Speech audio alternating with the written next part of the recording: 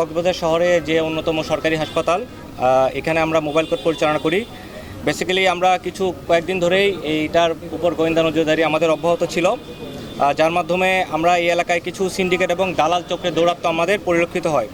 আপনারা সবাই অবগত আছেন যে এই হাসপাতালে শত শত রোগী প্রতিনিয়ত চিকিৎসা নিতে আসে এবং এই রোগীদেরকে ঘিরে হাসপাতালে একাধিক দালাল সিন্ডিকেটের দৌরাত্ম্য গড়ে উঠেছে।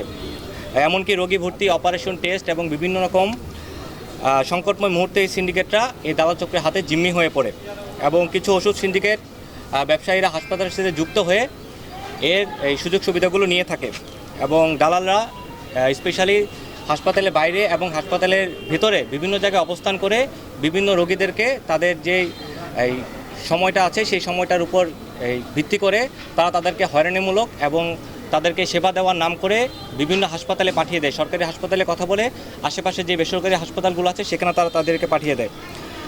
সরকারি যে ডাক্তাররা আছেন তাদের স্লিপ ব্যবহার করে, দেখেছেন আপনারা অবশ্যই, এই স্লিপ ব্যবহার করে তারা নিজেরা ডাক্তারদের সাইন নকল করে সেই স্লিপগুলো রোগীদেরকে দিয়ে এবং নিজেরা সেই ফার্মেসি থেকে তারা ওষুধগুলো নিয়ে যায়। যেখানে বাংলাদেশ সরকার এই রাষ্ট্রপ্রদত্ত যে সেবাটা দিয়েছে সরকারি হাসপাতালে, সেখানে লাখ লাখ টাকার ওষুধ জনগণকে দিচ্ছে দুস্থ গরিবদের মাঝে বিতরণ করার জন্য। সেইটার উপর ভিত্তি করে যে অসাধু দালাল চক্ররা আছে তারা প্রতিনিয়ত এই জিনিসগুলো অপব্যবহার করে যাচ্ছে এবং যে চারজনকে ধরেছে এবং তাদের চারজনের সাক্ষাৎকার নিয়ে তারা এটা পর্যালোচনা করে এর উপর পরবর্তী ব্যবস্থা গ্রহণ করবেন।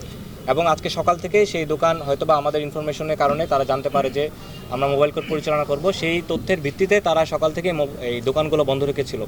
আমরা যদি পরবর্তীতে আবার এরকম এই ধরনের অভিযান পরিচালনা করি এবং মোবাইল এই দোকানগুলো আমরা খোলা পাই এবং আপনি যে কথাটা বলেছেন সেই যদি তথ্য প্রমাণ আমরা পাই, অবশ্যই আমরা তাদের বিরুদ্ধে আইনানুগ ব্যবস্থা নিই।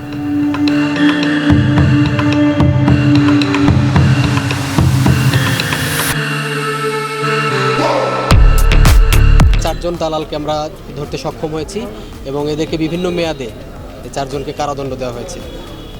আর আমাদের এই অভিযান অব্যাহত থাকবে।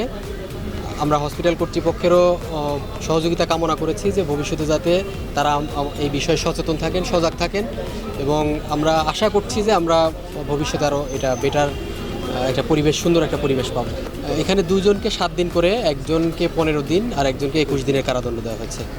তারা দোষ স্বীকার করেছে, সবাই দোষ স্বীকার করেছে এবং তাদেরকে যেহেতু আমরা হাতে নাতে ধরেছি, এটা স্বীকার করেছে তারা।